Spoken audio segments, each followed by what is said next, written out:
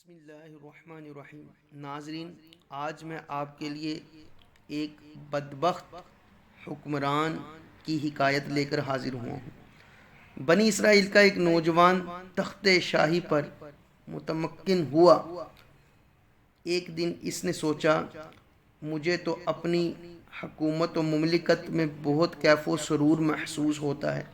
کیا میری رعایا بھی میری حکومت اور تخت نشینی سے اسی طرح خوش ہے؟ جب تک مجھے معلوم نہ ہو جائے کہ لوگ میری حکومت سے خوش ہیں اور میں ان کے درمیان فیصلوں میں عدل و انصاف سے کام لیتا ہوں، اس وقت تک مجھے سکون میسر نہ آئے گا۔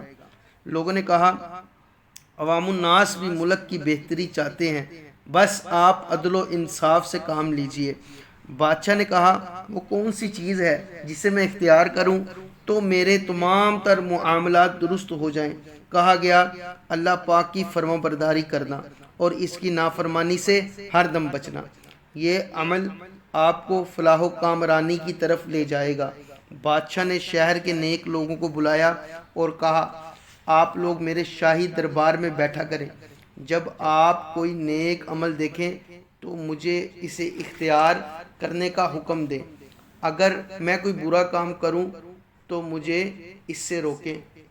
میں آپ کی باتوں پر دل و جان سے عمل کروں گا۔ چنانچہ یہ نیک لوگ بادشاہ کے پاس رہتے۔ جب بھی وہ کوئی کام کرتا تو ان بزرگوں سے مشورہ کرتا، اگر اجازت دیتے تو کرتا ورنہ ترک کر دیتا۔ اسی طرح اس کے ملک میں امن و امان قائم ہو گیا۔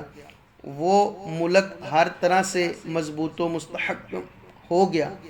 400 سال تک یہ بادشاہ اللہ پاک کی اطاعت میں رہ کر حکومت کرتا رہا۔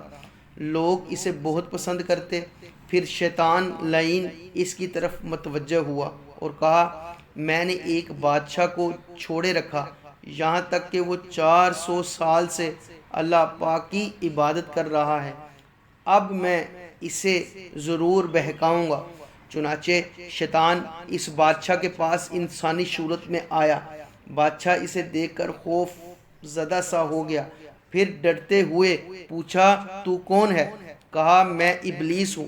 اگر خیریت چاہتے ہو تو بتاؤ کہ تم کون ہو؟ بادشاہ نے کہا، میں آدم علیہ السلام کی اولاد میں سے ہوں۔ شیطان نے اپنا خطرناک وار کرتے ہوئے کہا، اگر تو آدم علیہ السلام کی اولاد میں سے ہوتا تو کب کا مر چکا ہوتا، جیسے دوسرے انسان مر گئے۔ تو خود دیکھ لے کہ تیرے سامنے کتنے لوگ اس دنیا سے جا چکے ہیں۔ اگر تو بھی ان کی طرح ہوتا تو کب کا مر چکا ہوتا۔ تو انسان نہیں بلکہ خدا ہے، معاذ اللہ۔ تو لوگوں کو اپنی عبادت کی طرف بلا۔ شیطان لعین کی یہ کفریہ باتیں بیوقوف و بدبخت بادشاہ کے دل میں اتر گئیں اور وہ اپنے آپ کو خدا سمجھنے لگا۔ پھر منبر پر کھڑے ہو کر اس نے لوگوں سے کہا، اے لوگو، ایک بہت بڑا راز میں نے تم سے چھپائے رکھا۔ آج تک میں نے تمہارے سامنے اس کا اظہار نہ کیا۔ میں 400 سال سے تم پر حکومت کر رہا ہوں۔ اگر میں انسان ہوتا تو جس طرح دوسرے انسان مر گئے اسی طرح میں بھی مر چکا ہوتا۔ میں انسان نہیں بلکہ خدا ہوں، معاذ اللہ۔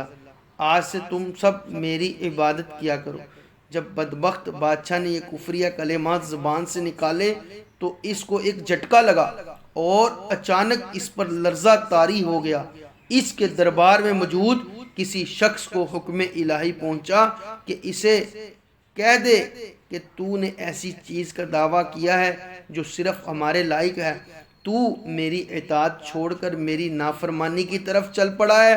مجھے اپنی عزت و جلال کی قسم، میں اس پر انتہائی ظالم بادشاہ بخت نصر کو مسلط کروں گا، جو اس کو واصل جہنم کر کے اس کا تمام خزانہ لے لے گا۔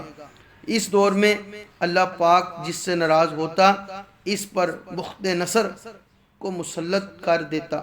بادشاہ کفریہ کلمات بک کر ابھی منبر سے اترنے بھی نہ پایا تھا کہ اس پر بخت نصر کو مسلط کر دیا گیا۔ اس نے بدبخت و نامراد بادشاہ کو قتل کر کے اس کے خزانوں پر قبضہ کر لیا۔ حاصل شدہ خزانے میں اتنا سونا تھا کہ اس سے 70 کشتیاں بھر گئیں۔ اس حکایت میں ناظرین ہمارے لیے عبرت ہی عبرت ہے۔